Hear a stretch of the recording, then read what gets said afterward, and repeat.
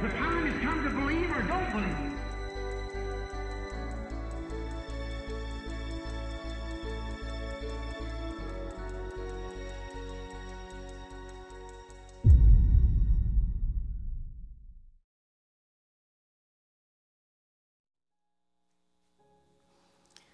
Boa noite, irmãos. O Senhor Jesus, nosso grande Deus e Pai, mais uma vez vem ao nosso favor, ao favor de nossos corações, para podermos, em Cristo Jesus, termos nessa noite um momento de comunhão e de ajuda pela Sua palavra. Nós sabemos que tudo o que podemos fazer é só em Cristo. Tudo foi feito por Ele e para Ele. E nós estamos vivendo um tempo maravilhoso, quando estamos entendendo todo o plano de Deus para nós nesses últimos dias. Foi um privilégio, uma promessa de Deus em nos revelar todo o seu plano nesses últimos dias para um povo simples e humilde, como você, como nós. Não temos muita educação, não temos muito conhecimento, mas temos sobre nós uma predestinação dada por Deus para conhecermos a sua promessa e o cumprimento dela nesses últimos dias. Eu quero saudar meus irmãos que estão através da internet nos acompanhando, saudando-os em nome do Senhor e sempre lembrando de vós em minhas orações, como tenho certeza que estou também nas orações dos santos ao redor do mundo. Hoje estamos aqui para mais esse programa. Lamentamos, na terça-feira passada, não foi possível a nossa transmissão por problemas técnicos no site, mas hoje nós estamos aqui na expectativa de que Deus continuará nos abençoando nesse horário que está reservado para transmitir esse programa. A hora tem chegado. Também nós comunicamos que o nosso auxiliar, irmão Neville Maia, já está de volta, já está entre nós. Não foi possível ele estar aqui nesta noite. Ele tem sido acometido por um problema de enfermidade e eu peço que você lembre dele em vossas orações, porque realmente tem nos ajudado nessa etapa final, nesse tempo do fim. Tem sido um auxiliar autêntico, como os demais irmãos, e ele, como filho, realmente tem sido uma bênção para nós. Eu quero agradecer a consideração de meus irmãos e ouvintes que têm parado para ouvi-lo, ainda que sabemos que ele é um jovem, não é? E alguns pensam que por ser jovem não tem tanta a responsabilidade. Mas temos exemplos na Bíblia de Jeremias e também do próprio Jesus. Jeremias como uma criança e Jesus com 12 anos já estava ministrando no templo. Então eu peço que vocês lembrem de orar por ele, pelo seu trabalho em Cristo, pelo seu ministério, por aquilo que Deus lhe concedeu a fazer nesses últimos dias. Eu creio que com as nossas orações nós passaremos todas essas etapas e problemas que a vida tem reservado para cada um de nós.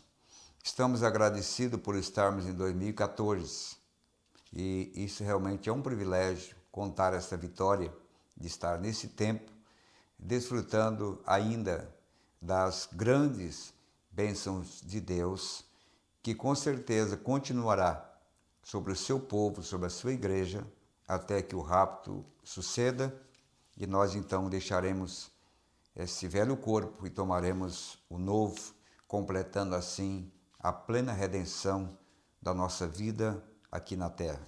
Esta é a nossa expectativa e o desejo do coração de cada filho e de cada filha de Deus. Estou muito feliz por ser escolhido pelo Senhor para ministrar ao seu povo nesses últimos dias.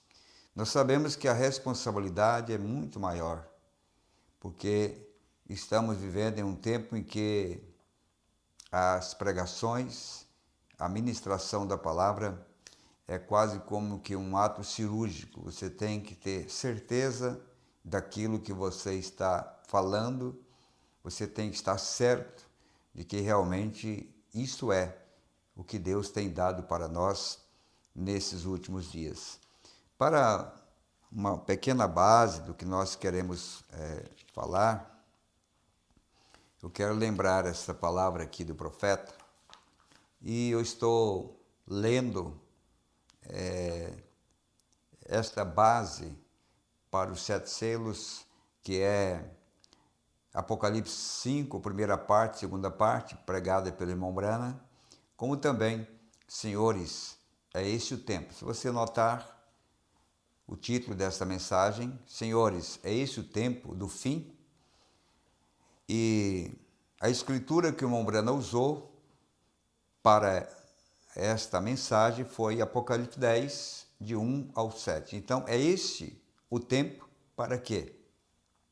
Do cumprimento de todas essas escrituras. Então, eu chamo a atenção de meus irmãos para voltarem a sua vista, o seu desejo, para examinar esse assunto do tempo do fim, pois sabemos que são promessas de Deus para um povo que prepararia para o arrebatamento. E esse deve estar realmente em nossos corações. Aqui encontramos o profeta fazendo a base para essa mensagem. Ele diz assim: porém, esta noite eu vou falar sobre algo que não conheço.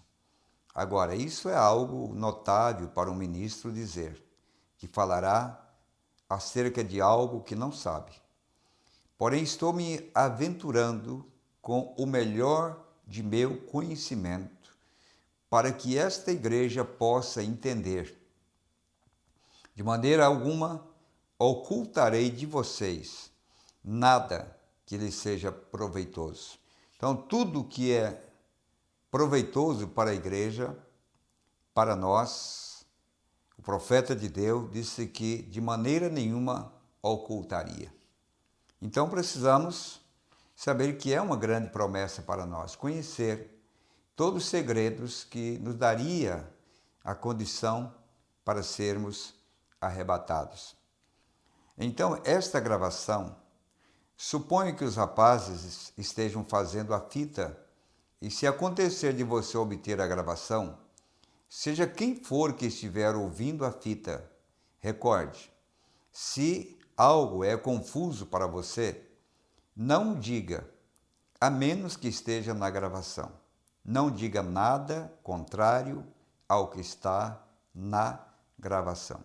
Então, nós temos um fundamento, nós temos uma certeza que, se dissemos da maneira que está escrito, nós temos segurança que foi a ordem do anjo em permanecermos exatamente da maneira que foi falada.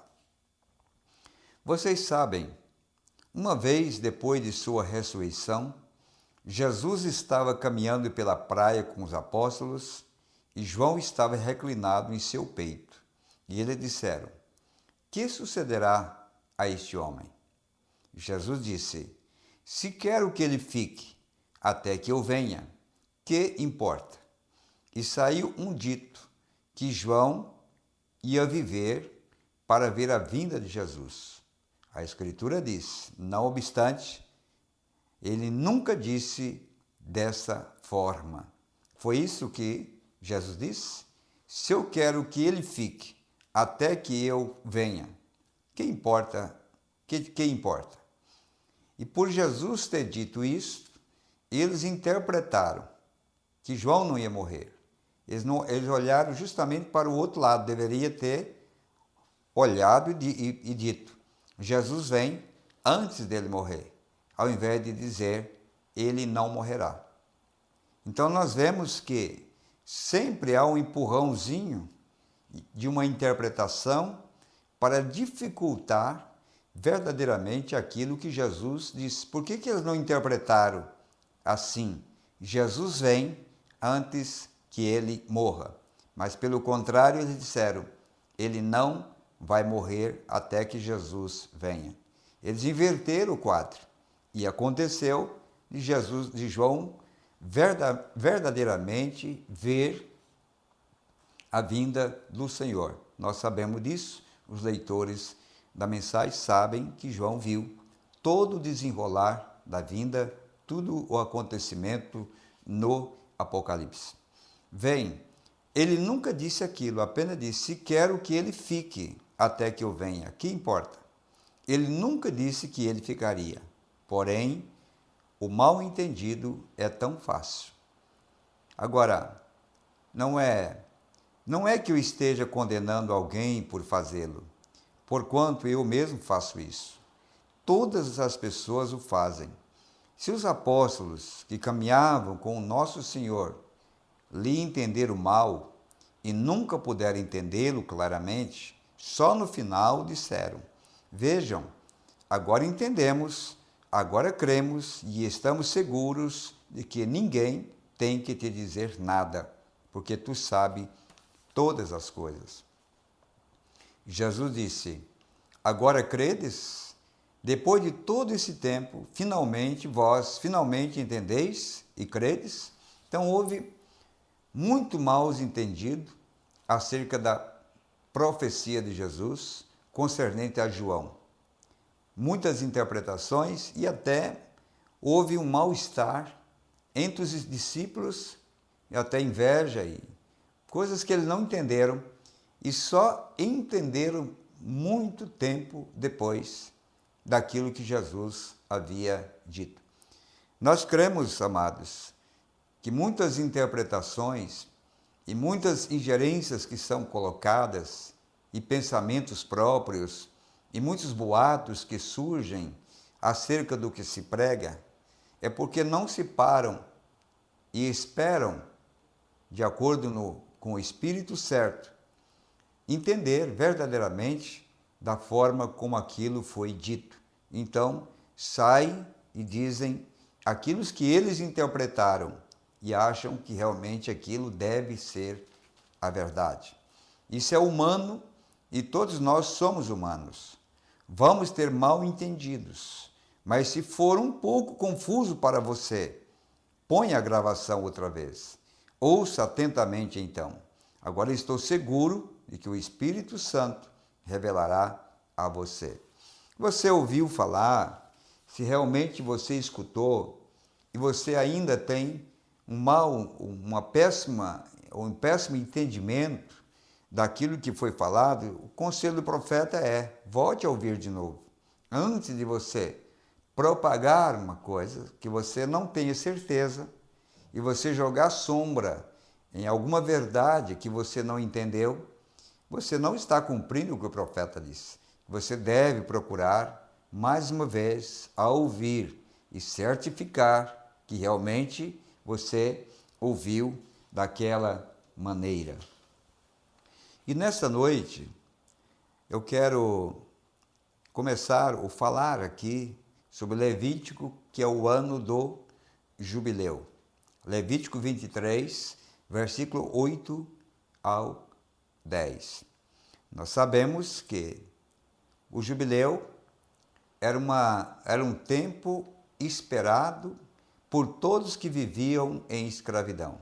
Eles eram ensinados de que, quando tocasse a trombeta do jubileu, terminaria a escravidão, a exploração, a miséria, tudo terminaria, porque a promessa de Deus era que, quando ouvisse a trombeta, eles estavam livres.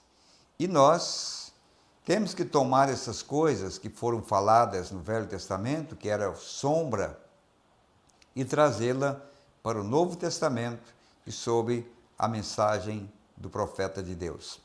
Eu queria intitular esta pequena mensagem, baseado nessa escritura, de Retomando a nossa possessão. Retomando a nossa possessão.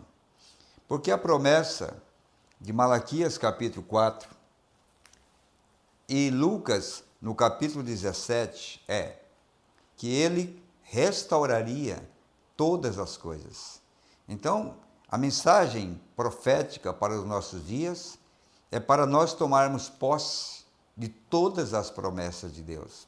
Você sabe que até mesmo a cura divina, a libertação, o batismo do Espírito Santo, que através das eras ficou prisioneiro dos credos e dogmas, que foram as invenções do homem e as interpretações do homem, preso durante praticamente 6 eras da igreja, mas na 7ª era da igreja, vem-se então a restauração de todas as coisas para dar à igreja o direito que lhe é devido, resgatar para a igreja toda a promessa de Deus, para que ela tome posse daquilo que o diabo, Satanás, apoderou-se durante todas as eras e especialmente as eras negras.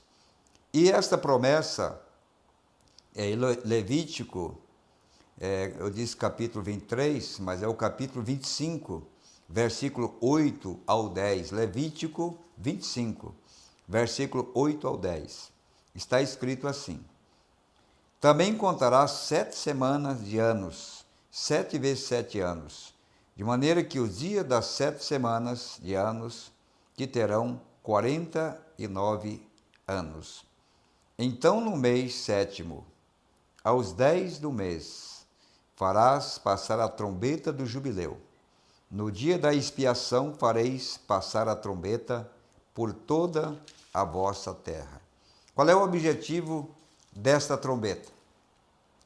Foi determinado a data, o tempo, mas qual era o objetivo desta trombeta?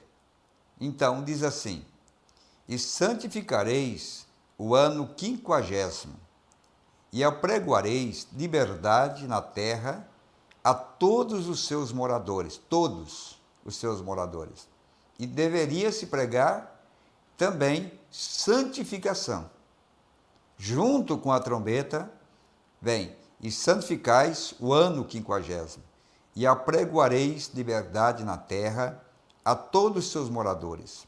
Ano de jubileu vos será, e tornareis cada um a sua possessão, e tornareis cada um a sua família. Então, essa realmente é uma grande promessa dada por Deus, que devemos observar nos dias que nós estamos vivendo. Porque se nós tomamos conhecimento daquilo que é nosso, nós podemos pelejar por aquilo. O natural explica o espiritual. Nós agora estamos retomando, tirando os inimigos de cima da nossa propriedade. Lembra que quando Deus fez a promessa a Israel que entrasse na terra que manava leite e mel, antes de ter leite e mel, eles tiveram que tirar os moradores que haviam sobre a terra. Eles tiveram que pelejar por isso. Houve guerra, houve dificuldades e provas, houve problemas sérios que acompanhou, mesmo nós vemos ali Acã com a sua capa babilônica e a sua cunha de ouro, passou para o outro lado. E tudo isso trouxe dificuldade para o avanço do povo de Deus para possuir uma terra que já era uma promessa de Deus. Nós não viemos no mundo para vivermos esse tipo de vida que nós estamos vivendo. Nós viemos para alcançar a restauração de todas as coisas e tomarmos posse da vida eterna. Esse corpo que foi dilacerado através dos anos tem que ser restaurado a um novo corpo. Essa saúde que foi abalada tem que ser restaurada, a saúde perfeita.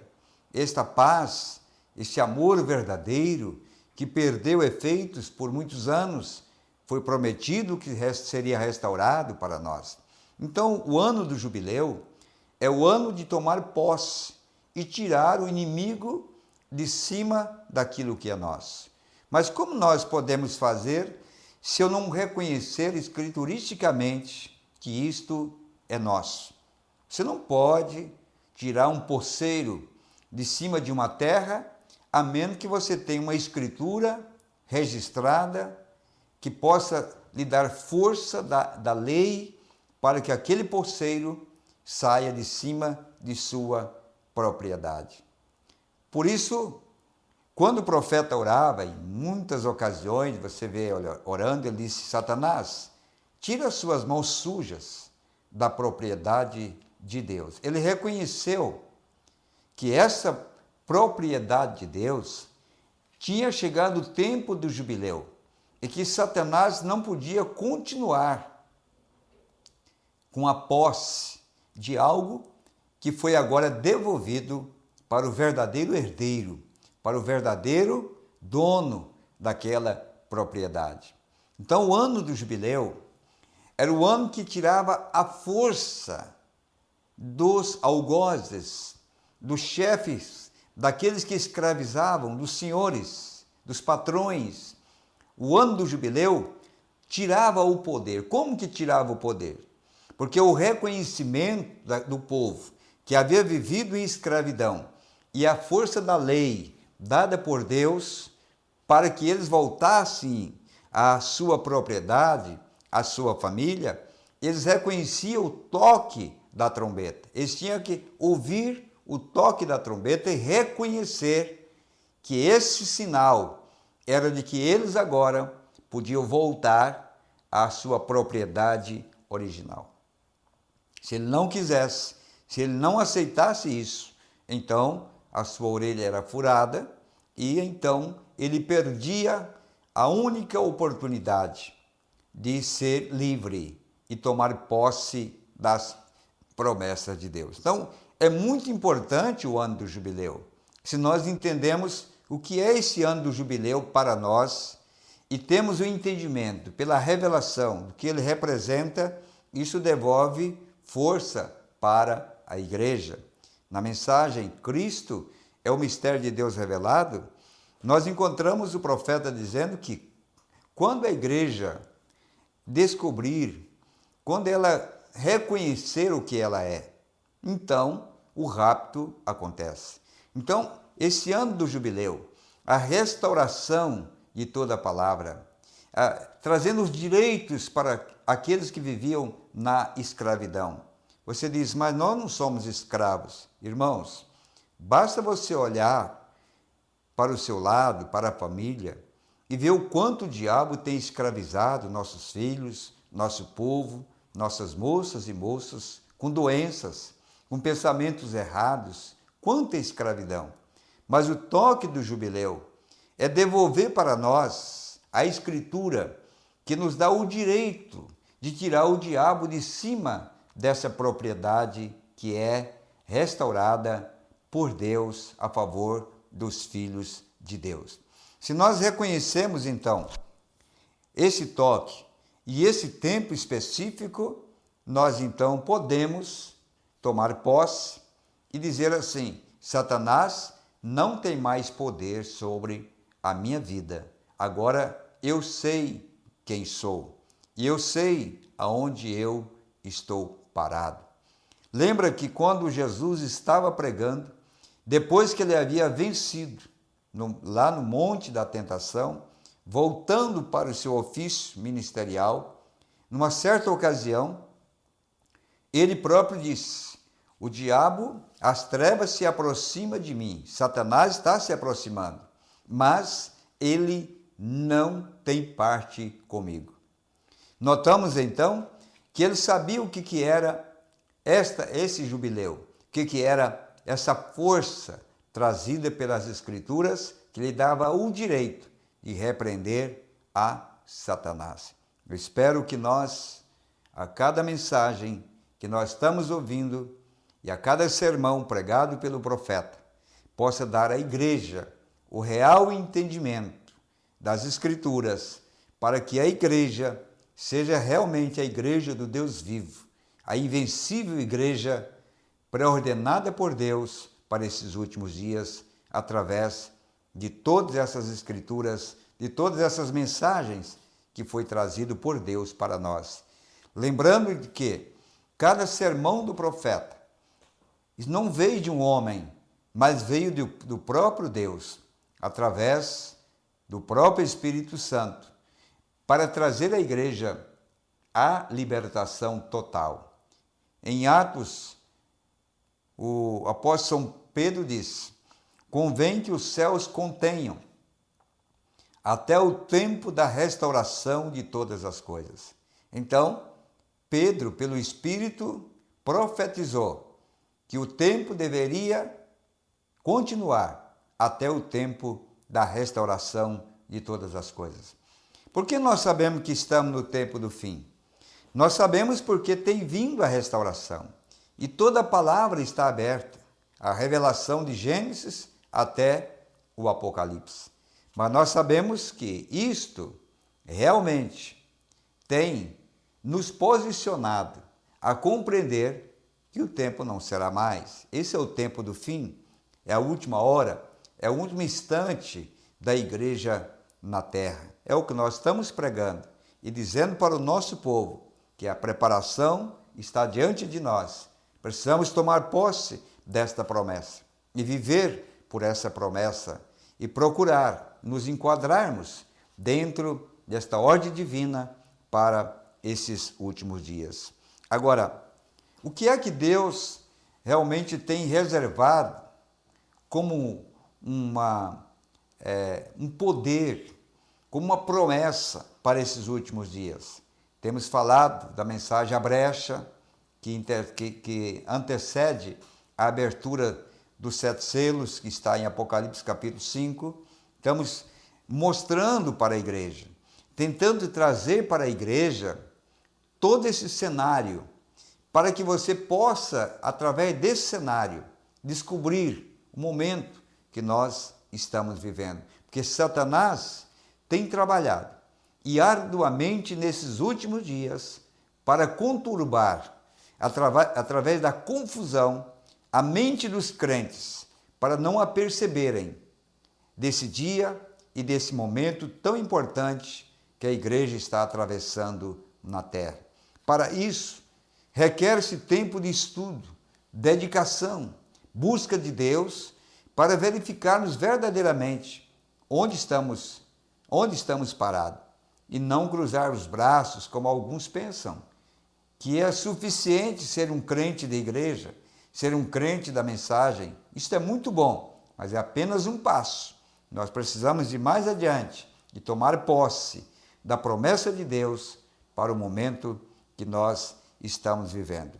Vamos falar aqui em Apocalipse 5 dessa promessa de Deus e vejamos o que o profeta diz aqui em Apocalipse capítulo 5, segunda parte. Quero basear esses minutos aqui exatamente nessa escritura de Apocalipse 5, mas na própria palavra do profeta de Deus, de Malaquias 4. Ele disse: veem o que isso está fazendo? São esses selos se abrindo, apenas começando a revelar o plano da redenção. Então, o plano da redenção começa a ser revelado com a abertura dos 7 selos. Mas como que é esta abertura dos 7 selos? Ela não é de uma maneira coletiva para toda uma igreja. Ela é individual a mim e a você que está me ouvindo. É um trabalho individual do Espírito de Deus. Pois a palavra diz: poderão estar 2 numa cama, um será tomado e o outro será deixado. 2 estarão moendo no campo, um será tomado, outro será deixado. O profeta diz: para mostrar tanto que será na parte escura da terra e na parte clara da terra, e que também está mostrando que isto é algo individual. Você não pode esperar para tomar uma decisão por Cristo baseada no seu marido, nos seus filhos, nos seus pais, no seu pastor. Você tem que tomar uma posição por Cristo individualmente, você e Deus, porque isto é revelado individualmente. Basta você ser um leitor da mensagem mais continuado e você vai lembrar que o profeta disse que muitas vezes se está pregando numa audiência e o Espírito Santo está caindo numa pessoa E ela está regozijando com as bênçãos de Deus, maravilhados com as bênçãos de Deus, se a pessoa que está ao lado não tem a mínima ideia do que está acontecendo do seu lado, no seu irmão que está do seu lado. Isto é o Espírito Santo. Então, isto é algo individual. As pessoas estão esperando que a minha igreja vai no rapto, que a igreja do fulano vai no rapto, e por estar nessa igreja, ele está enquadrado também no arrebatamento. Irmãos, não pense, jamais será desta maneira, com toda certeza. O rapto é uma revelação individual, é uma fé, que é uma revelação individual para com o indivíduo. O irmão Branham, quando fala desse assunto sobre arrebatamento, ele diz que surpresa quando um pai se levantar pela manhã, ou uma mãe, ou um filho, e dar-se conta que o seu pai foi no rapto e ele ficou, que a sua mamãe foi levada e ela ficou, porque é individual. E é algo tão simples e algo tão pequeno aos olhos dos homens, que isso passa de uma forma despercebida. Então, a revelação para o arrebatamento não é coletivo. Nós estamos pregando para todos e crendo que todo o nosso povo estará no rapto. E oxalá que todos estejam, e oxalá que todos estejam preparados. Mas sabemos que, se todos forem no rapto, eles não verão isso de uma maneira coletiva, mas será de uma maneira individual, de um para com o outro, e cada um entrando nessa etapa de preparação para o arrebatamento. Irmão Branham disse numa mensagem, talvez não podemos ler aqui, mas ele disse que nós não podemos deixar que o papai nos estorve, que a mamãe nos estorve, que o pastor nos estorve, que a titia ou titio venha nos estorvar. Nós temos que ter verdadeiramente a certeza de que isto é individual, entre você e Deus. Deus selando o seu coração e abrindo o seu entendimento para compreender as Escrituras. Você pode lembrar que mesmo entre os apóstolos, tendo muitos deles encontrado o próprio Jesus ressuscitado, entre eles que só entendeu por último, Tomé, chamado de incrédulo, ele somente entendeu por último, quando lhe foi dado a oportunidade de vê-lo. Isso também, no meio dos crentes hoje, é individual aquilo que Deus está trabalhando na sua vida, mostrando a sua posição em Cristo. A revelação dos selos é nada mais, nada menos do que o embrião, a vida dessa semente desabrochando, em que foi escondida desde o princípio, mas que foi guardado para a igreja do tempo do fim, quando esta igreja, através desta revelação, alcançaria a fé de rapto. É para o futuro ou é para o presente? Na mensagem Qual a Atração sobre a Montanha, o profeta disse que os trovões, o anjo forte, tudo já era história, tudo já havia passado. Então nós não podemos buscar algo para o futuro, nós temos que buscar algo que já está no presente e que nós perdemos. Lembra da mulher da dracma perdida? Ela havia perdido algo que ela já tinha, estava dentro da sua própria casa, e ela estava buscando por isso, clamando por isso. Os trovões, os 7 selos, o 7º selo, o profeta diz que tudo já é história, tudo já aconteceu, tudo já está aí, está perdido dentro da própria casa, porque foram empoeirados com os falsos ensinamentos, através de todos esses anos de sistemas organizados por bons homens, através de cada nação.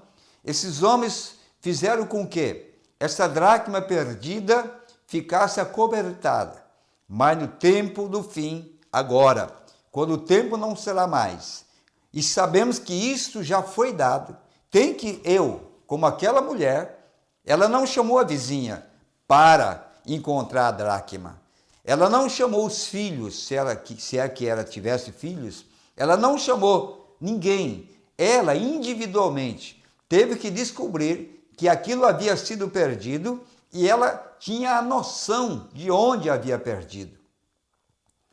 Ela sabia que havia perdido dentro da sua própria casa. Irmãos, o verdadeiro cristão, o eleito de Deus hoje, que tem sido batizado em nome de Jesus, tem crido num profeta de Malaquias 4, tem sabido que os selos foram pregados há 50 anos atrás, estamos no jubileu da descida do anjo forte que trouxe os selos.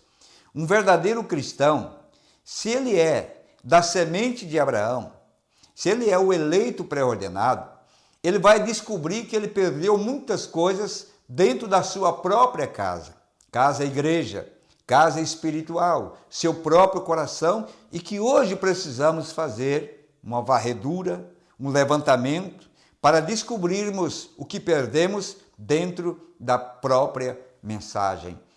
Quantas coisas aquela mulher encontrou pelo caminho errado, que ela teve que jogar fora até encontrar a dracma perdida. Mas ela sabia que estava ali. E eu sei, e você sabe, porque o profeta de Deus disse que a fé para o rapto está nas mensagens. Se você sabe que está na mensagem e você cruza os braços, você não é a mulher de Lucas capítulo 11.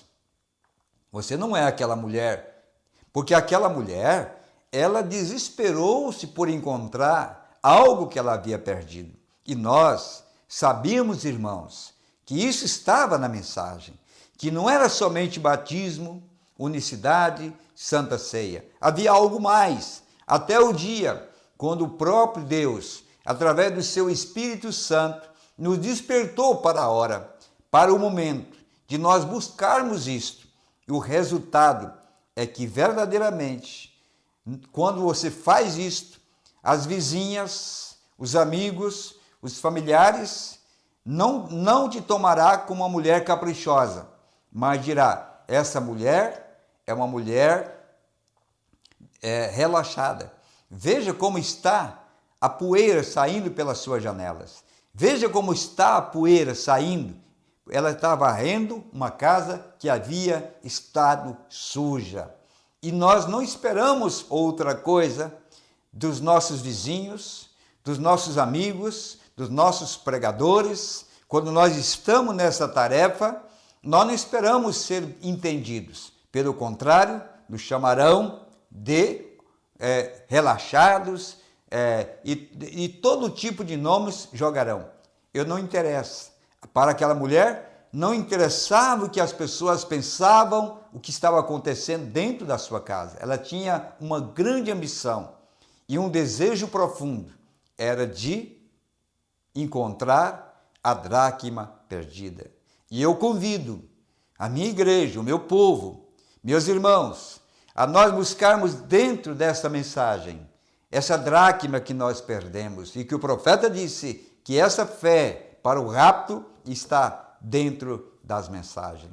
E ele disse também em sua mensagem que esses 7 trovões traria fé de rapto para a igreja. Que maravilhoso! Se você não tem despertado ainda para isso, eu digo a você que a hora tem chegado para fazer essa varredura e esse desespero para encontrar essa dracma perdida. Este é o momento que nós estamos verdadeiramente vivendo. Então o profeta disse que a abertura dos selos, os selos se abrindo, era apenas começando a revelar o plano da redenção como ele o fez. Está tudo terminado agora, quase terminado. Então, estamos no fim do tempo. Então, esse é o porquê as coisas têm sido reveladas. As coisas têm sido reveladas. Hoje nós entendemos um grande mistério revelado para nós foi a questão da semente da serpente. Mas quem é que entende isto, se você não for revelado? No mundo religioso de hoje, é a maior heresia ou maior falcatrua do profeta de Deus, é a doutrina da semente da serpente. E quantos amigos ele perdeu? E quantas pessoas lhe abandonaram quando ele mostrou pelas Escrituras que Caim não era filho de Adão? E até hoje, quantos duvidam desta verdade? Mas nem por isso essa verdade deixou de ser verdade. Ela continua. Também, nós estamos vendo que o que ele está fazendo hoje, que para muitos pode ser um absurdo e motivo até mesmo de chacotas, motivo de críticas e até mesmo de separações, um futuro se darão conta que isto era a pura verdade. Porque Deus oculta-se e se revela em simplicidade. E é o que ele realmente está fazendo hoje. Então, o profeta disse, as coisas têm sido reveladas, correto. Agora, é entregue ao nosso parente o livro selado com 7 selos da redenção do dono original, o dono original. Para onde nós estamos voltando? Para o Éden, a restauração completa do Éden, porque o livro está voltando, o livro da vida, a redenção que estava lá no Jardim do Éden, voltando agora, trazido do dono original para os herdeiros originais. Por isso, quando esse livro desce e nós tomamos conhecimento da nossa herança, nós temos força para expulsar o diabo de cima da nossa propriedade. Nós não estamos brigando por algo que não é nosso. Nós estamos brigando por algo que é nosso. Você já imaginou o que os amalequitas pensaram de Deus? O que aqueles homens que viviam, aquelas tribos que viviam na Palestina no dia de Josué, os amorreus, os perizeus e todos os demais que estavam ali, o que eles pensaram de Josué?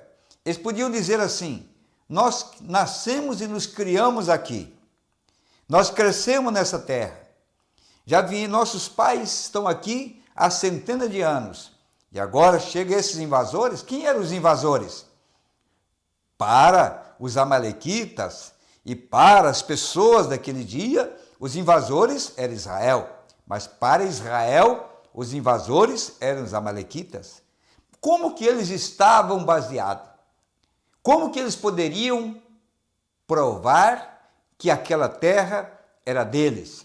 Eles não tinham que provar para os amalequitas que aquela terra era deles, porque a prova é o que Deus tinha dado a Josué, que permaneceu com o livro da lei, a herança que foi restaurada para eles por Moisés, e que quando ele toma o livro e medita no livro dia e noite, então o próprio Deus disse para Josué, toda a terra em que pisar a planta dos vossos pés é teu. Mas ele entrou ali para guerrear, para lutar contra nações, contra um povo e até gigantes que haviam ali. O que ele levava? Ele levava a promessa de Deus. Ele creu na promessa de Deus. E se você crê na promessa de Deus, conforme Deus tem estabelecido, nada parará diante de você com esta promessa. Você receberá a sua saúde, você restituirá, trará de volta a sua família, você tomará de volta aquilo que você perdeu. Por isso, nós somos chamados a semente de Abraão, nós somos a descendência de Abraão, porque Abraão não duvidou da promessa. Quando a promessa chegou a Abraão, aquele homem velho, e foi-lhe restituído pelo anjo forte, Elohim, e ele olhou para aquela mulher velha, seus ombros caídos, o leite materno tinha secado, o seu ventre não havia nenhuma possibilidade humana, não havia nada ali. Mas quando ele tomou a promessa, que o anjo forte trouxe diante da sua casa, ele disse: Abraão, aqui eu estou com a promessa, aquela promessa que eu te fiz, e Abraão creu. Ele olhou e não viu mais nenhuma impossibilidade no corpo de Sara. Ele não viu impossibilidade no seu próprio corpo, porque ele entendeu que aquela visita do sobrenatural restituiria aquilo que lhe tinha dado, aquela promessa que ele seria pai de nações. Quantos anos passaram? Quantos anos estamos ouvindo que nós somos noiva, que nós estamos na ordem da eleição de Deus para sermos arrebatados?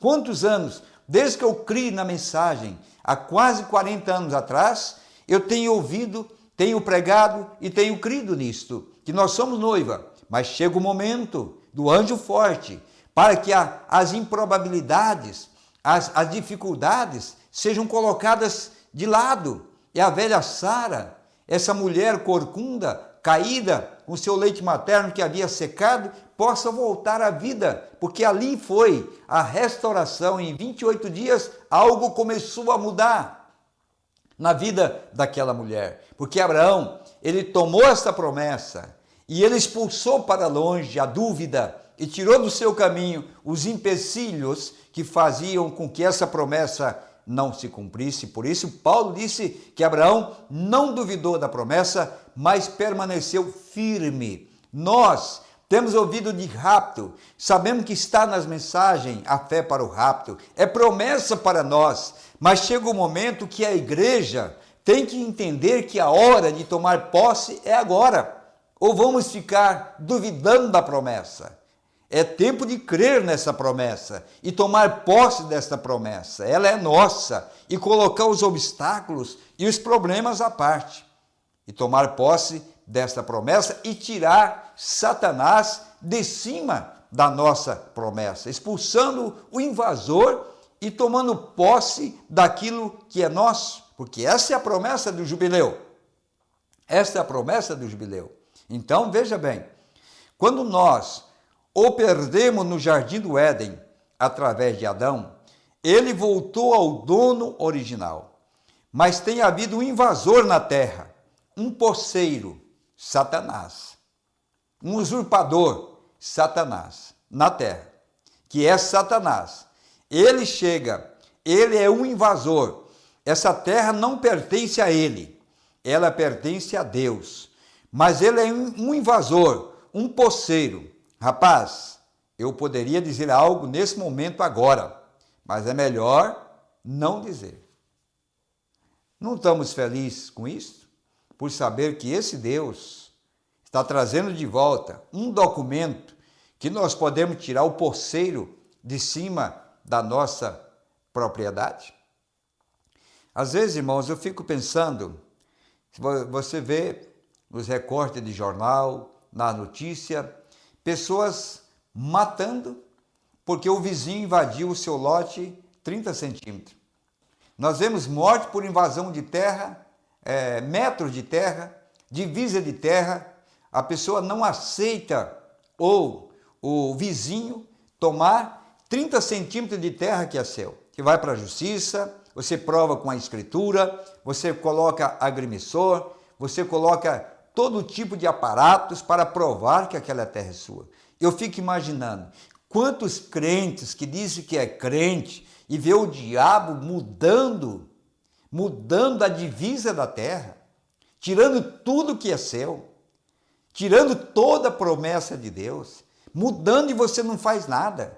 No natural, você vê os homens mais fracos indo na justiça para empurrar o vizinho para dentro da sua própria terra. Porque nós, como crentes, semente de Abraão, que sabemos que a abertura dos selos é o título de propriedade nossa, para nós podermos colocar a Satanás longe das nossas divisas, expulsá-lo de cima da nossa propriedade, trazer de volta aquilo que é nosso, e você não se dobrar por isso, e você não se desesperar por isso, e você não buscar por isso, e você acreditar em um pregador, em um falso profeta, num falso apóstolo, de que essas coisas é assim mesmo, que isso é para o futuro, sendo que o profeta disse que esse título já está entre nós. Você precisa enxergar esse título, porque ele é o direito de tirar o invasor de cima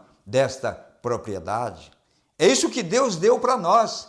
Por isso, tanta questão e tantas coisas em cima dos 7 selos que o diabo tem trazido. Porque se verdadeiramente você vê o que esses 7 selos e eles se abrirem para vós, não há nenhum poceiro religioso, nenhum pastor, nenhum apóstolo, nenhum profeta, nenhum mestre, nenhum evangelista vai conseguir você não tomar posse de cada centímetro e metro das promessas que Deus fez para você nesses últimos dias. É que você não viu ainda, mas quando você vê esta abertura desses selos e a revelação do 7º selo e o que é os 7 trovões que foi prometido para nós, você verá que nenhum poceiro tomará o seu direito. Você deixará o pastor, você deixará o mestre, você deixará o profeta, você deixará o evangelista, você deixará tudo. Porquanto você entendeu onde são as divisas da promessa que Deus te fez através da sua palavra. Então, por não entender o jubileu, o ano que nós seríamos libertados, voltar para a nossa família, voltar para a nossa propriedade, Levítico 25, versículo 8 ao 10, qual é a promessa de Deus? É para nós voltar e tirar o poceiro. Quem era o poceiro? Aquele que trabalhou em cima dessa propriedade e fez os verdadeiros donos trabalharem como escravos. Agora é o contrário. Agora aqueles que eram escravos, quando ouve a trombeta do jubileu, ele passa a ser o verdadeiro proprietário, e aquele proprietário que estava temporariamente usufruindo, usurpando de uma propriedade que não era dele, agora ele é tirado, jogado para fora. E o verdadeiro crente, quando ouve então a trombeta, não deixa a sua orelha ser furada. Ele entende e ele agora começa a tomar posse da sua promessa e coloca o invasor para fora. O que nós estamos vendo é que, mesmo essas coisas estando ao nosso alcance, documentado, comprovado, que você viu isso no primeiro molho que foi movido. Ele tomou posse do batismo do Espírito Santo. Ele tomou posse do poder que lhe foi dado para expulsar demônios, para curar enfermos, para fazer maravilhas. Nós vemos que isso funcionou quando caiu há 50 anos atrás e o primeiro molho foi movido, mensagem ao nascer do sol. Nós vemos que ele tomou posse, voltou aquilo que era lá no princípio. O que era no princípio? Adão poderia falar a um rio e ele mudar de lugar. Adão poderia falar a uma árvore, ela daria o seu fruto. Adão poderia falar a um animal, todos lhe compreendiam. O que aconteceu? Quando o primeiro molho foi movido, ele falou às abelhas, elas entenderam a sua linguagem. Ele falou ao touro, ele entendeu a sua linguagem. Ele falou ao diabo e Satanás reconheceu a sua linguagem, a ponto de não resistir à presença do sobrenatural. O que é que nós estamos reclamando hoje, igreja? Amados irmãos, vocês que me ouvem, o que é que nós estamos reclamando hoje? Primeiramente, o nosso direito, o direito que foi trazido para nós. Apocalipse 5 diz que ele desceu com o livro. Estava com o livro fechado, mas ele desceu com o livro. Esse livro é o nosso livro de redenção. Quando ele é aberto, ele mostra as nossas limitações, as nossas divisas, onde podemos ir, o que é nosso. E nós passamos então a lutar em cima dessa promessa gloriosa, tomar posse desta promessa. Eu reconheço que eu sou um possuidor dos céus e da terra, quando esse livro é aberto, quando essa promessa nos é feita e nós entendemos pelo livro os nossos limites, o diabo não poderá mais cirandar os filhos de Deus que reconhecem a sua posição dentro da palavra de Deus. Daí vem a importância, o desespero do profeta quando pregou essa mensagem. Senhores, é esse o tempo? Ou é esse o tempo do fim? o desespero que ele estava, o que isso representava. Basta você ler no Espírito e você vê que isso guardava uma expectação muito grande na vida do profeta. E deveria guardar cada cristão uma grande expectação também pela promessa de Deus para o momento que nós estamos vivendo. Nós não estamos aqui brigando contra carne e sangue, nós estamos aqui contra as potestades de demônios que estão aonde? Em lugares celestiais, disse Paulo. Sim, ele próprio tem vindo em lugares celestiais para conturbar, para confundir. Mas esta palavra, ela abre caminho para os eleitos. Ela é a revelação de Jesus Cristo. Ela é a pessoa de Cristo manifestada em um ministério profético, em cumprimento de Lucas 17:30, caminhando aqui na terra. Nada parou, nada fez frente, nada pôde parar-se, porque nada se parará diante de Deus. A palavra, porque a palavra é Deus. No princípio era o verbo, e o verbo estava com Deus, e o verbo era Deus. E o verbo se fez carne e habitou entre nós. Sempre foi dessa maneira. Então a abertura desses mistérios porque o livro veio. Mas o que adiantaria você ter o livro e não entender o que está escrito nele? É a mesma coisa. Qual é o livro? Não é a Bíblia? Que adiantaria ter a Bíblia Sagrada e continuar sendo batizado em nome do Pai, do Filho e do Espírito Santo? Que adiantaria ter a Bíblia Sagrada e termos mulheres pregadoras, mulheres cortando o cabelo e se pintando? A mesma coisa é a mensagem. A mensagem é a Bíblia revelada. Mas o que adianta ter a mensagem se nós não entendemos o conteúdo dela por revelação? Não passa de uma denominação usando palavras verdadeiras, porque a palavra da Bíblia é tão verdadeira dentro da Assembleia, da Igreja Batista, da Congregação Cristã e de todas as denominações, como é na nossa igreja. É a mesma palavra, é a verdade. Mas qual é o resultado que ela fez dentro das denominações? Nada. Porque eles não foram revelados naquilo que está escrito. Qual é o resultado dessa mensagem numa igreja ou no ministério se ele não é revelado no que está escrito dentro dela? Não passa de uma outra igreja, também denominacional, com palavras verdadeiras ali dentro. Esse é o sistema que nós estamos vendo hoje. São homens, mulheres ou igrejas que têm verdadeiramente a mensagem do profeta. Mas qual é a revelação que você tem dela? Porque você fala para um batista sobre a cura divina, ele diz, não, está na Bíblia a cura divina, mas isso aí foi somente para o dia dos apóstolos. Você fala com os assembleanos da segunda vinda de Cristo, diz, não, isso é bem, mas nós vamos ver, todo olho verá. Cada um tem sua interpretação, mas não tem a revelação. O que nós precisamos é a revelação do que está escrito na mensagem do profeta. É a revelação que nos coordena e nos alinha com o perfeito plano de Deus para reconhecermos aquilo que Ele está fazendo agora nos nossos dias. Então, veja bem, o que é esse livro, diz o profeta? Esse livro vem para tirar o invasor de cima. O invasor. Você estava sendo enganado.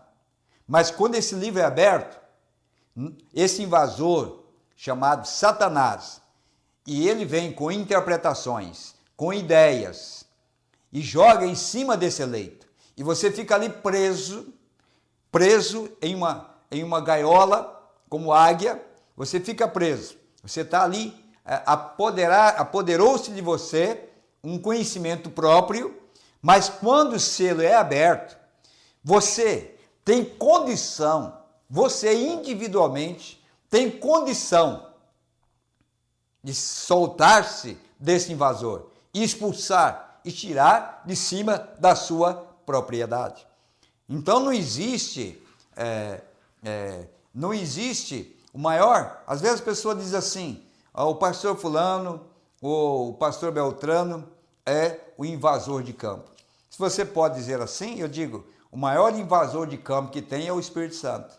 Porque no dia de Jesus ele entrou no Sinédrio, entrou naquela sinagoga e tirou de lá todas as ovelhas que eram pré-ordenadas para a vida, entrou e revelou. Como que ele tirou? Ele tirou pela revelação. A revelação verdadeiramente, por conhecer o que Deus te trouxe através da abertura dessa palavra, tira você do sistema. Não há um pastor invasor. É o Espírito Santo que te revela aonde a verdade está. E quando você é revelado aonde está esta verdade, aí pastor não segura, igreja não segura, pai e mãe não segura, amizade não segura, divisa não segura, você simplesmente sai porque você foi revelado que aquilo realmente é a verdade. Esta é a abertura da palavra, que não é para todos, mas o eleito jamais ficará preso a qualquer sistema feito pelo homem. Não. O eleito, nesses últimos dias, ele tem uma promessa. A promessa de que o jubileu chegaria e a trombeta soaria, Apocalipse 10:7, tiraria ele do sistema e faria dele uma criatura totalmente livre. Então o profeta diz assim, olha, há um documento de propriedade de nossa redenção. Esse livro selado com 7 selos e o título de propriedade. Espere até entrarmos naqueles selos. Então, o que é os selos?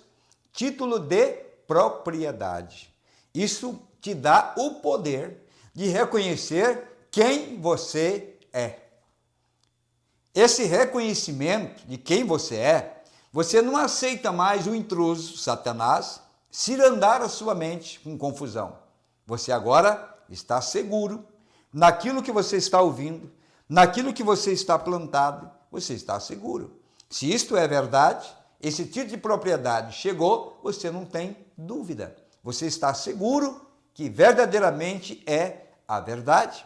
E isso te traz garantia de que Satanás, o posseiro, não permanecerá mais sobre essa propriedade que é de Deus. Então, diz o profeta, ele rompe os selos, revela, dá sua herança ao seu povo. Olha, veja bem, o que é os selos? Ele rompe os selos, revela, dá sua herança ao seu povo. Então, eu reconheço a minha herança. Eu estou reconhecendo a minha herança. Estou reconhecendo a minha herança hoje. Para o invasor, para aqueles que não têm o título de propriedade, eu sou invasor. Eu estou invadindo uma terra. Assim como Israel era um invasor para os amalequitas, porque os amalequitas não tinham a promessa de Deus. E eles usufruíram daquela terra por muitos anos. Segurou ali aquela terra, viveu daquela terra, mas chegou um dia que os verdadeiros donos da terra chegaram. Mas quando os verdadeiros donos da terra chegaram, para os amalequitas, os invasores era Israel, era Josué, era o sacerdote, eles eram invasores. Mas, para Israel e para Deus, os invasores eram os amalequitas. Será que nós não estamos vendo isso hoje? Quem são os verdadeiros invasores? São aqueles que estão em cima da propriedade e não deixa o verdadeiro povo de Deus usufruir do leite e do mel. Tomaram posse de uma propriedade que é nossa, que Deus deu para nós, os selos, a revelação, os 7 trovões, o 7º selo, todas essas coisas maravilhosas prometidas por Deus. Então, quando chega, os posseiros estão ali e eles não querem admitir e não querem sair dali.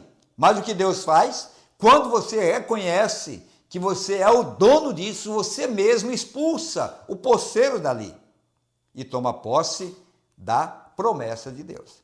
Você imaginaria, irmãos, se naquela época houvesse jornais, televisão, internet e rádio para os vizinhos, para os jebuseus, para aqueles amalequitas e todo aquele povo que tivesse televisão, e tivesse programa na televisão, e tivesse programa no rádio, e tivesse programa na internet, sabe qual era a manchete?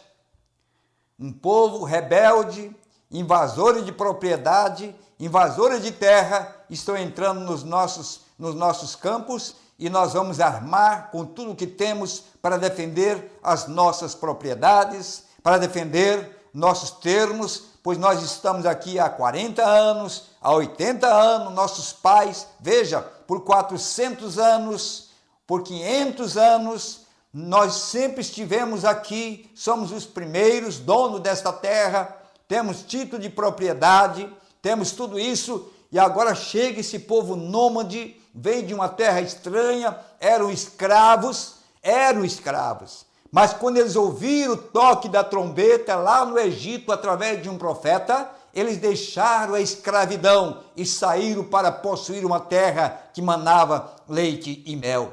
Mas para aqueles que tinham seus programas, suas internets, seus rádios, suas televisões, eles não eram nada mais, nada menos do que invasores de terra que viriam para desapropriar aquilo que eles tinham trabalhado.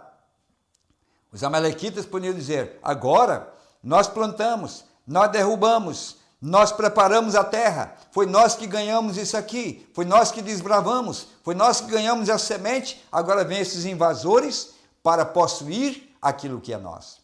Irmãos, desde o primeiro amalequita que nasceu naquela terra já era um invasor, porque aquela terra já estava preordenada por Deus para os filhos de Deus. Essa promessa que nós temos hoje, embora os invasores estão em cima dela, mas é uma promessa nossa, e nós iremos tomar posse desta promessa. Vamos tirar cada invasor, embora vamos ficar com o nome mal falado. Você acha que Josué e os sacerdotes e Caleb eram bem falados no meio dos inimigos? Não, mas pergunte para o seu povo, para a sua igreja, a igreja de Josué, a igreja de Caleb. Eles eram queridos no meio do seu povo, eles eram amados no meio do seu povo, mas eram odiados por onde eles passavam, porque eles iam mostrando para o seu povo o direito de propriedade. Veja se não é. Quando eles entraram na terra prometida, então começaram a dividir a terra. Essa terra em tal oeste e leste é de fulano, oeste é de fulano, no sul, no meio oeste, e foram dividindo. Chegou uma porção de Caleb, ele disse: eu quero o monte, porque lá tem gigantes morando no monte, mas a terra é minha. Irmãos, quando você descobre que essa promessa é sua, você não tem medo de gigantes, você não tem medo de ameaças, você não tem medo de ser cortado, você não tem medo de andar sozinho, você não tem medo de enfrentar os maiores gigantes desta caminhada. Quando Deus unge um homem, o que eu espero que Deus faça da minha vida, me ungir, como ungiu a Josué e Caleb. A mim não me interessa quantos gigantes terão pela frente, quantas fronteiras de amalequitas, de jebuseus eu terei que cruzar em busca para socorrer, para mostrar que a propriedade é nossa. Não há fronteira, não há rio, não há limite, mas eu quero que Deus me unja para ir aos maiores, aos longínquos limites que for necessário, como Josué, e dar a terra da promessa e mostrar para o povo que é dele através das Escrituras, porque quando nós reconhecemos esse título de propriedade, Deus tira o medo dos nossos corações, Deus tira o medo de nossas almas, Deus tira a covardia de nós, Deus coloca no eleito a força para vencer, o desejo de alcançar essa vitória plena. Ele não importa se terá que comer um dia e jejuar o outro, se ele vai perder amigos, se ele vai perder família, esposa, marido, filhos, pai, mãe. Jesus disse: não cuidai vós que eu vim trazer paz, eu vim trazer guerra, porque a partir de então é pai contra filho, filho contra pai, irmão contra irmão. Isso é as Escrituras. A revelação nos mostra que o tempo que nós estamos vivendo hoje é tempo de guerra e devemos ser guerreiros de verdades, acima de tudo com a promessa que Deus tem feito para nós, de ir adiante e jamais temer o inimigo. Porque se éramos valentes, se éramos crentes e tínhamos vindo até aqui através dessas promessas, imaginemos agora com o título de propriedade na nossa mão, com o rolo em nossa mão, com a revelação na nossa mão, da abertura, da vinda do Senhor, do anjo forte, Cristo, mais uma vez pisando na terra, camuflado, guardado, em morfe, em um homem, em um ministério.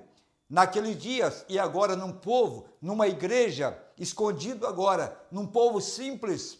É claro que os nomes que jogarão contra esse povo não são bons nomes.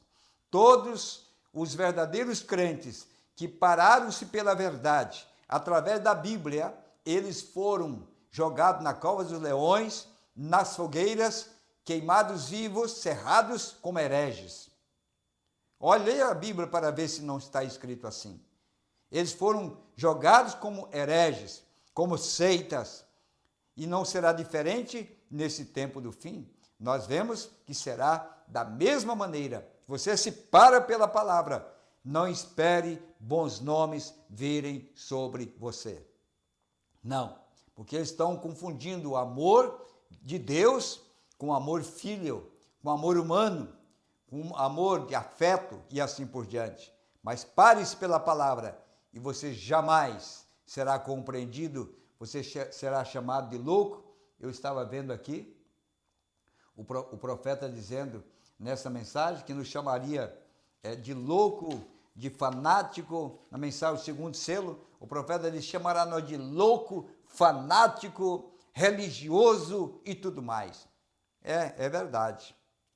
Nós sabemos que é assim, mas isso não tira, essa loucura não nos faz perder o caminho da vida eterna. Então, ele rompe os selos, revela, dá sua herança ao seu povo. Então é só para o seu povo que ele vai dar a herança. Ele dá a herança que ele herdou, se tornando o parente redentor. Ele nos dá isto gratuitamente. Tudo isso pertence a ele. Foi ele quem redimiu. Mas em vez de guardar isto para si, ele dá isso de volta ao povo. Esse é seu amor para conosco. O amor de marido e esposa. O amor do verdadeiro esposo para com a sua esposa. Ei, meus amados, todas essas maravilhosas promessas estão diante de nós. Estão aí. Muitas delas estão nesta hora. Em muitos lares estão aí empoeiradas, cobertas de pó, sem ter nenhum valor para aquele que precisa tanto de Deus e de tanta fé para vencer. Mas está nas nossas mãos. Eu estou lendo a mensagem, Apocalipse capítulo 5, na segunda parte, onde o profeta nos fala na devolução desse livro para a mão do dono original. Agora veja, irmãos, Satanás, o possuidor disto agora, até agora o diabo podia enganar. Até agora, o diabo podia sapatear e ninguém tirava ele de cima. Mas a partir de agora, ele terá que sair. Porque o título de propriedade foi devolvido para nós, igreja. O livrinho aberto. Quando você comeu o livro, você já comeu o livro aberto. Não o livro fechado. O livro aberto. Ele desceu em Apocalipse 10, 1, com o livro aberto. O sétimo anjo, então a trombeta de Apocalipse 10, 7, que é o sétimo anjo, ele é a própria trombeta, ele anuncia o jubileu, ele anuncia a libertação. Você ouve o toque daquela trombeta, você crê. Então agora você tem que pegar você tem que pegar agora o título de propriedade. Aquele título de propriedade, quando você ouve a trombeta, você sai da escravidão. Você vai na mão do anjo forte. Você toma esse título de propriedade. Aonde que ele é guardado? Lê Isaías capítulo 32, 33, eu creio. Quando o profeta diz, volte no Velho Testamento e veja que aquele título que Isaías havia comprado do seu sobrinho, porque Isaías era o parente mais próximo, era tio daquele jovem, o que era, creio que era Ananias ou algo assim. Ele era o tio, ele tinha o direito de comprar aquele título porque ele era o parente próximo. Mas vocês notem que aquele título, quando ele foi comprado, e Jeremias estava preso, Jeremias estava cativo, e ele comprou, e ele estava naquela condição, mas ele mandou guardar aquele título de propriedade em um vaso de barro que era guardado como pergaminhos em vaso de barro. Por quê? Porque haveria um tempo em que a igreja seria levada pelo rei de Babilônia. Haveria um tempo de prisão. Babilônia quer dizer, a palavra Babilônia quer dizer confusão. Então, haveria um tempo de confusão, mas aqueles termos, aqueles pergaminhos que Jeremias havia comprado e pago o preço, ali foi pesado o valor daquela propriedade, então selou-se diante de testemunhas, que eram os anciãos, foi para um vaso de barro, guardado, porque haveria um tempo que eles voltariam. Nós vemos então que quando o profeta trouxe os selos, revelou os selos, mostrou os selos para nós, veja que foi um tempo de muita confusão no mundo religioso.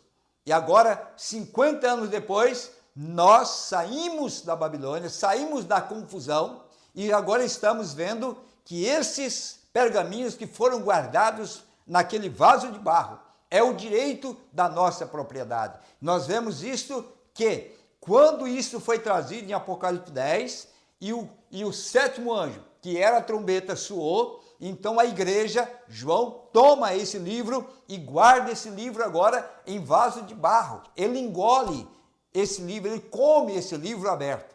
E ele é guardado então num vaso de barro. Porque é nesse vaso de barro é que ele não enferrujaria, não estragaria, a traça não roeria, ele seria guardado. E foi guardado.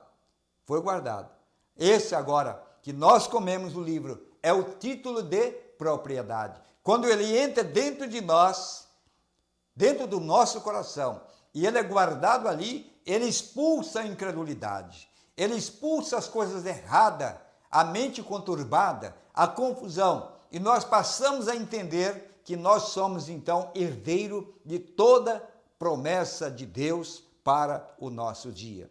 Então, Satanás, o possuidor disto agora, o posseiro, Mombrana chama ele de posseiro.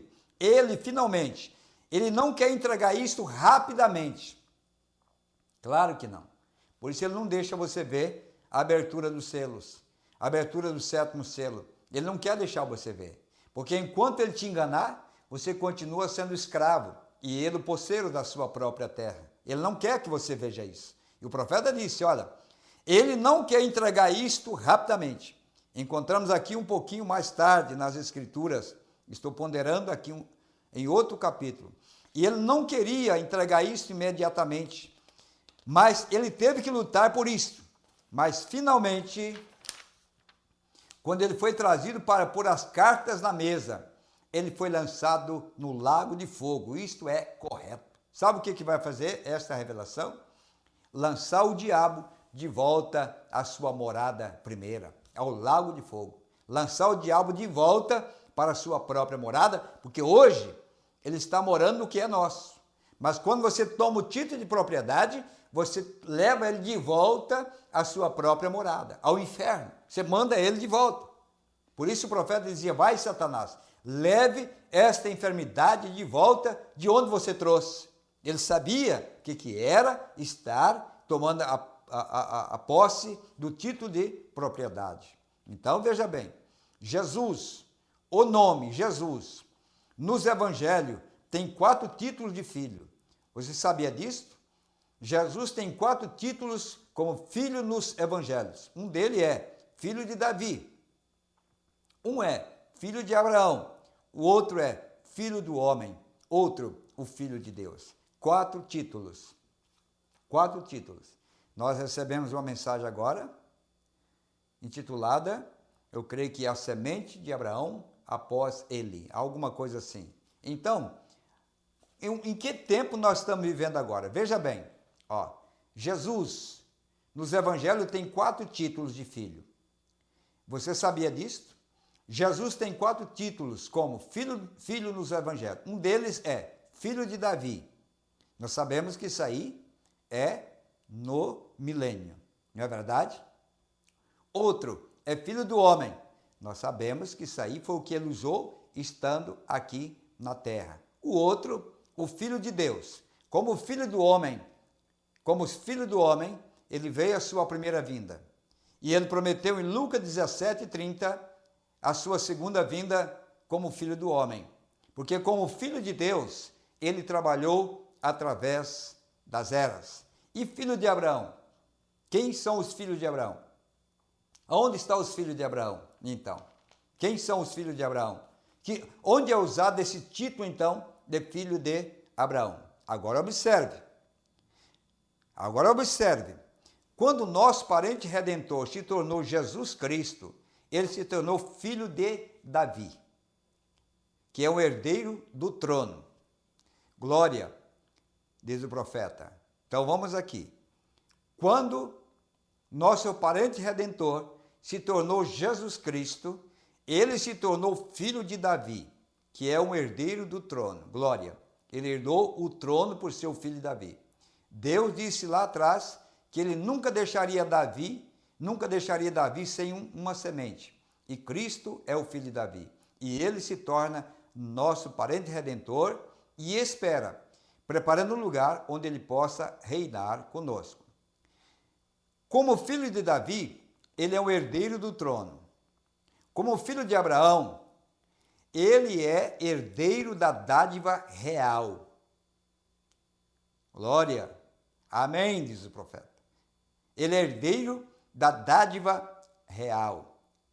Paulo disse que nós nos tornamos filhos de Abraão estando em Cristo. Estando em Cristo, nós tornamos filho de Abraão. Herdeiro da dádiva real. Amém. É isso correto? Ele é o herdeiro da dádiva real. Amém. Da Palestina e de tudo que está nela. Semente de Abraão, ele era o filho de Abraão. Como filho do homem, o que faz o filho do homem? O que o homem perdeu? Ele perdeu a terra. Então, como filho do homem, ele é o herdeiro de tudo na terra. Como filho do homem, ele é herdeiro de tudo na terra. Tudo isso que ele tem, nos dará. Então, ele está retornando de volta como ele foi. Tudo que ele tem, nos dará. Quando ele se manifestou como filho do homem, na sua segunda vinda, o que é que ele veio fazer? O que é que ele veio fazer? Ele diz, olha, como filho do homem, da Palestina e tudo que está nela, semente de Abraão, ele era o filho de Abraão. Então ele diz assim, o homem, ele perdeu a terra, então como filho do homem, ele é o herdeiro de toda a terra. Tudo isso que ele tem nos dará. Então, qual foi o propósito da manifestação do Filho do Homem em Lucas 17:30? Provar que ele é o dono da terra. Por isso, o anjo disse ao profeta, nem o cão separará diante da tua oração.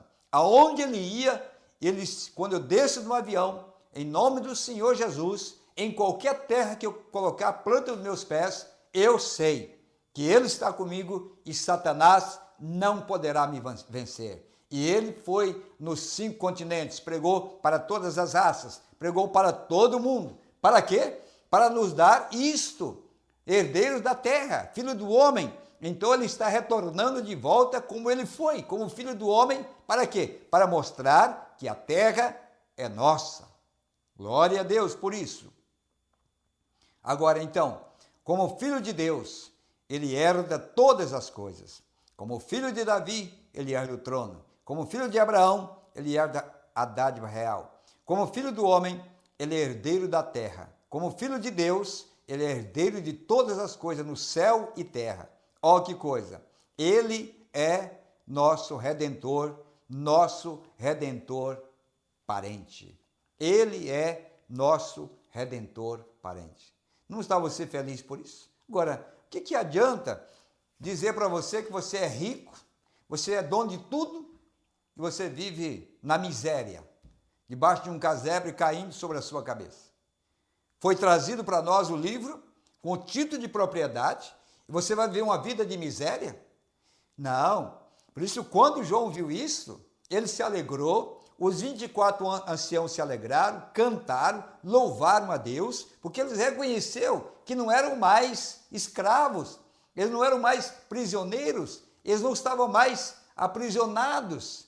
Veio a libertação para eles, e essa libertação trouxe um novo cântico, uma alegria. Quando você vê isto aberto, esse livro, esta verdade, esta promessa, esses selos, irmã, irmão, você é feliz aí no teu trabalho, você é feliz aí nesta casa dividida, seu marido incrédulo, você é feliz aí com seus pais incrédulos, você é feliz, meu irmão, com a sua mulher incrédula, você é feliz aí no meio de um bairro incrédulo, vizinhos incrédulos, você se alegra, você não tem tristeza mais, porque agora você recebeu o título de propriedade, a alegria está reinando no seu coração, a sua alma está feliz, nada te segura mais, porquanto agora você está vendo a grandeza da riqueza que Deus trouxe para você nesses últimos dias, quando essas verdades que estavam sendo possuídas nas mãos de inimigos,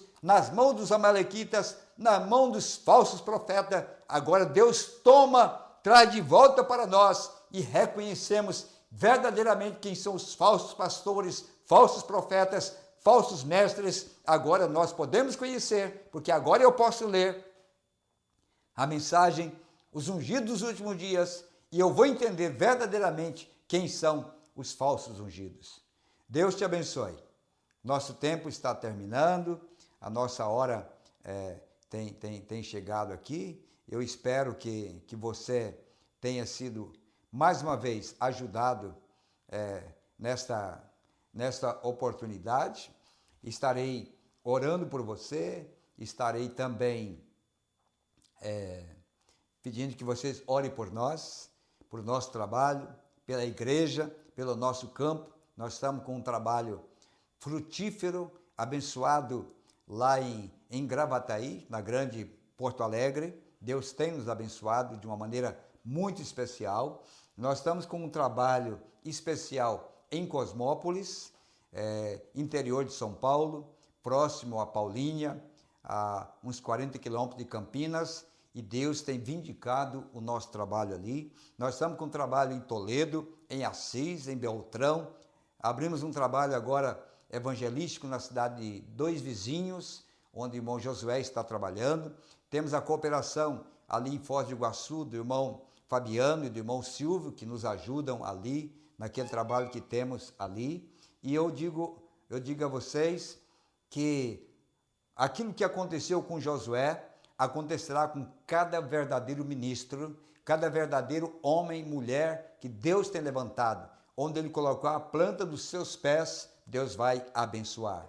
Deus vai realmente abençoar.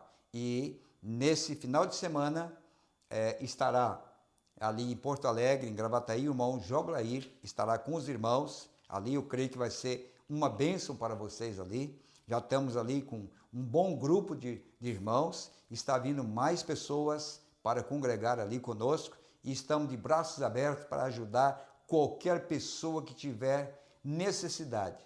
Qualquer pessoa que procurar a nossa ajuda, aonde quer que for e que pudermos alcançar, seja por internet, seja por carta, seja por e-mail, seja por uma viagem de avião, de carro, aonde for, eu quero dizer que a minha vida está nas mãos do Senhor. Enquanto Ele não me tirar, enquanto Ele não acabar comigo, que só Ele pode fazer isso, enquanto Ele não acabar comigo, eu estou à disposição do Senhor para atender e ajudar e cruzar fronteiras que for necessário. Ainda como o servo de Davi, que teve que enfrentar alguns quilômetros de filisteus para trazer um gole de água fria para Davi, eu digo, eu quero ser um dos tais, que estou disposto a tomar a espada na mão e vencer cada filisteu, cada fileira de filisteu e trazer um gole de água a quem precisa desta água. Amém.